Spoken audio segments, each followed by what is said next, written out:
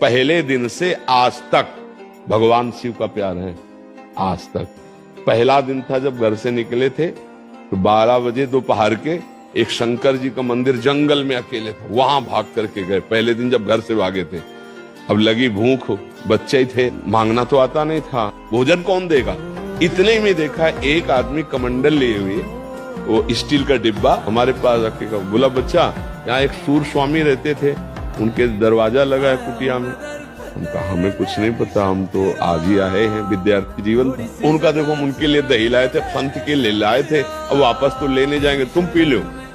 हम कहा ऐसे हम क्यों पी ले। बोले नहीं पी लो आप। और ढक्कन खोला, पूरा 1-1.5 लीटर चीनी पड़ा दही पिया। जब वो चले गए तो शंकर जी की खूब लपट के रोए कि आप, मुझे विश्वास हो गया, अभी मैं भूखा था और अभी आपने दिया, अब मुझे विश्वास हो गया।